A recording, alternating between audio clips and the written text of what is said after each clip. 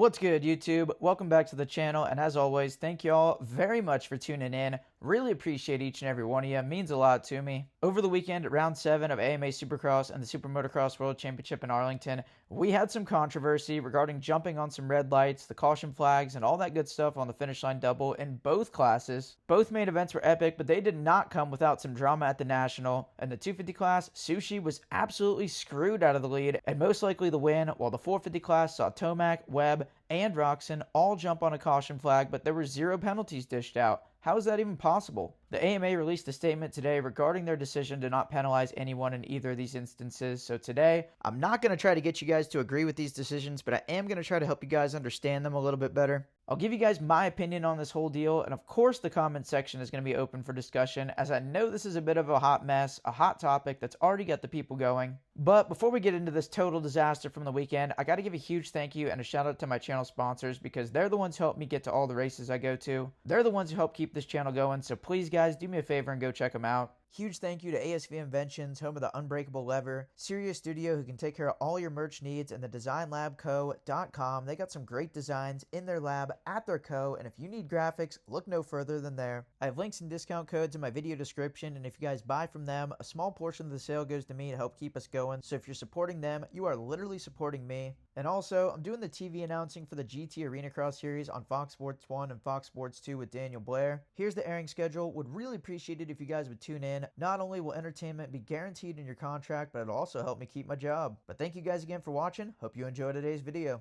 Alright, first things first, to start off today's video, I'm going to read the explanation from the AMA that they just put out in a press release today. Then I'll go ahead and get into breaking it down and give you guys my opinion on it and all that good stuff. But from the AMA, they say following the 250 and 450 main events at round 7 of the AMA Supercross Championship in Arlington, the AMA is issuing a race direction communication regarding on-track red cross flag and red light signals during the event. Here's the 250 class race direction review. During the race, a warning light, also referred to as the single red lead-in light, was displayed in accordance with standard race procedures. When the warning light is shown, riders are alerted of a future obstacle being shut down. However, the presence of the warning light alone does not prohibit riders from executing jumps unless accompanied by additional flag signals or directives indicating otherwise. After a thorough review by Race Direction, it has been confirmed that all 250 riders remained in compliance with the rules. Since the warning light was displayed and no supplementary signals were issued to restrict jumping, riders were permitted to maintain race pace and execute jumps through the section. As a result, no penalties have been assessed to any riders in the 250 class regarding this situation.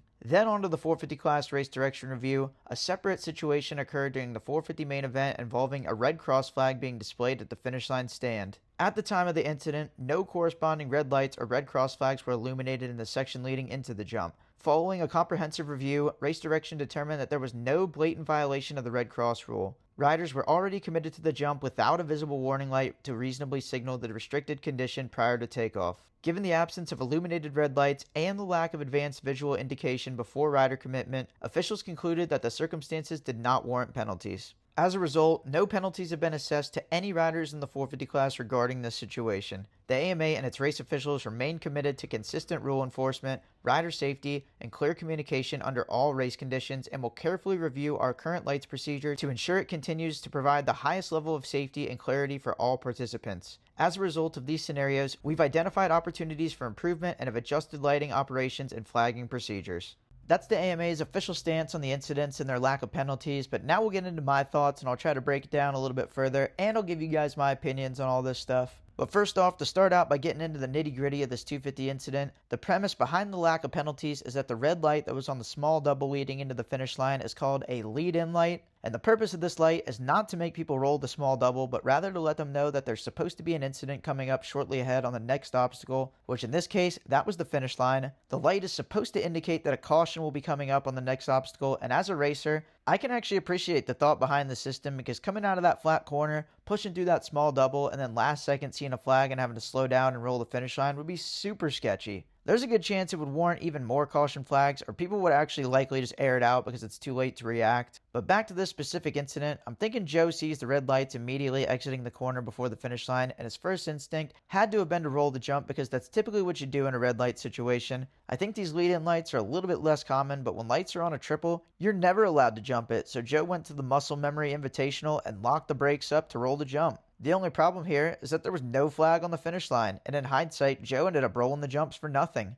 As far as I know, every single other rider in the race jumped the double before the finish line and the finish line with the red lead-in lights on. But since there was no caution flag on the finish line, then technically nobody ever had to roll it. Very confusing and a bit of a mess in my opinion. I think all those guys actually just got lucky because they didn't even see the lights anyways. I'm actually pretty impressed and surprised that Joe saw the lights at all, being that they were right out of that flat corner. But the situation is pretty damn far from ideal, quite the opposite actually. It totally sucks for Joe, and it isn't fair at all. Not even a little bit. I think the main issue this comes down to here is an error in the light system. Initially, they came on because Derek Kelly did a K-dub transfer from the rhythm section to the landing of the finish line, but he was gone well before Joe and the leaders even got to the finish. Race Direction realized there was no flag needed, but for whatever reason, the lights never went off. There are reports of officials going and looking at the lights like 30 seconds to a minute later, so maybe they realized that they were still on and it was a bit of an oh crap moment. I don't really know, but in a professional sport, it's a huge bummer to have a technology glitch or maybe even some user error determine the outcome of a win. We all love the man versus machine nationals, not man versus machine versus lights. If you look in the rulebook, there are penalties for jumping on a caution flag, but not for jumping on the lead-in lights, which may make this 450 explanation coming up even more confusing, but we'll get there when it's time. I know Honda is pissed, and I've seen a lot of people calling for the red cross penalty, which is 5 points plus the position gain, so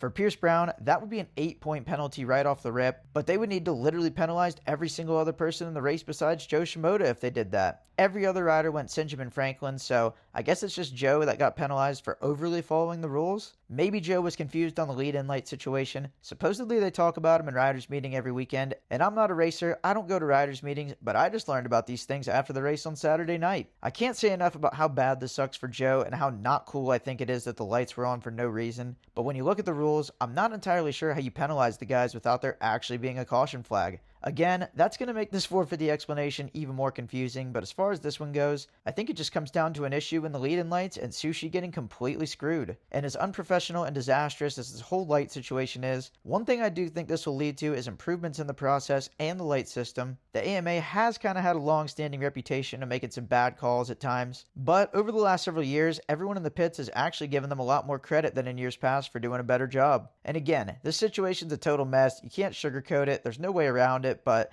I do think they're going to use this to be better in the future, just like they did with the Jet Lawrence penalty at Ironman or the Budds Creek restart halfway into the moto when Deegan was leading in 2023. At the end of the day, Joe Shimoda should be the winner of the Arlington Supercross in the 250 class, but due to no real fault of his own, he's not. Now you'll catch me rooting for some Sushi redemption at the next round. It's crazy enough that he even raced at all, let alone fought for the win. What a ride. But that was the Arlington mess part 1. Now let's get into this 450 situation where it might get even messier.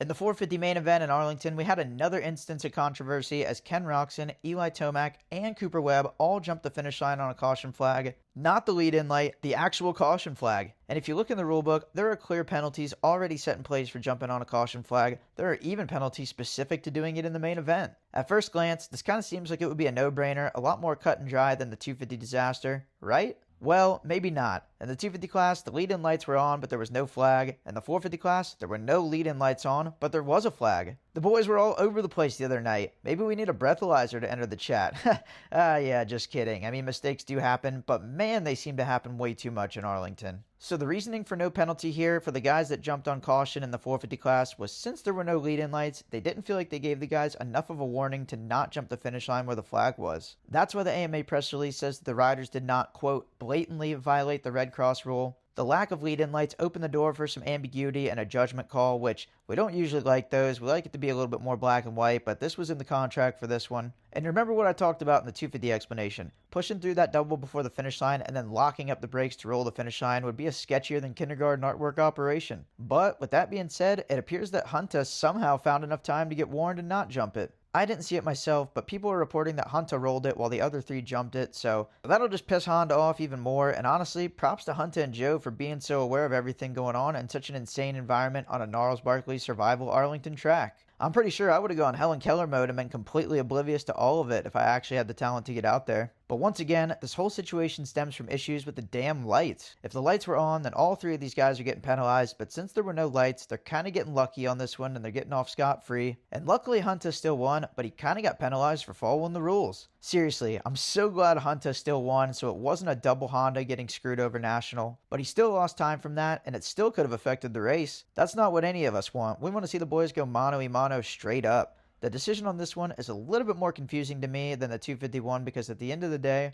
all three of them did still jump the finish line under caution, which is clearly illegal. But I guess the AMA is thinking since they didn't give them the lead-in lights, then it's kind of a built-in excuse for making the mistake of jumping on caution. It's like maybe they're saying it's half our mistake, so our bad, no penalty. I don't really know, but it's still just crazy to me, and I think everybody else that they all clearly jumped on the red cross, but they didn't get a penalty. All the riders with past caution flag penalties are pissed. This one's pretty wild. At least there is an explanation, but I'm having a bit of a harder time agreeing with this one than I am the 250 lack of penalties. But what I am sure of is the Arlington Supercross was most certainly not a shining moment for race direction at all. When it comes to the decision making, I think Pelletier inherited a mess from race direction, and I'm not even going to try to tell you guys this has been handled perfectly, but when you think about it, no matter what they did, somebody would have been pissed. If they docked the 250 guys, then they would have argued that there was no flag, and if they docked the 450 guys, they would have argued that there were no lead-in lights. At the end of the day, the real culprits are the lights, and they have really got to get it together when it comes to this lighting system. 2 incidents in back-to-back main events in Arlington was a bad look, but like I said earlier, usually they use incidents like this to make future improvements, and hopefully that happens again. I've said it before and I'll say it again. This was a total mess. I hate it for the people involved. I hate it for Honda. They have a reason to be pissed, and even the fans have a reason to be pissed. We don't want to see this stuff affecting the outcome of races, and hopefully we don't have to anymore. I've seen some crazy comments, which are always in the contract, don't get me wrong, but I've been seeing some people saying that Honda should leave this rigged series, which, I mean, that made me laugh. Come on, guys. What do you think this is, the NFL? I must have missed the Bad Bunny Arlington halftime show, but yeah, Honda did get screwed in Arlington, and they have gotten screwed in other situations, but I do think they're pretty situational, not just out of nowhere. I'm sure they don't feel like that. I don't blame them, but from the outside looking in, they definitely seem to get pretty unlucky in a lot of these situations. But as far as all this stuff goes, that's all the explanation I got for you guys today. Really appreciate you guys tuning in. As always, comment section's open for discussion. If you guys agree with what I said, if you disagree with the decisions, if you agree with them, if you hated the video and you think I'm just a cooked unit idiot, you guys know that's in the contract for the comment section. But yeah, like I said, thank you guys again. Really appreciate you all, and I'll catch you guys in the next one. No choice.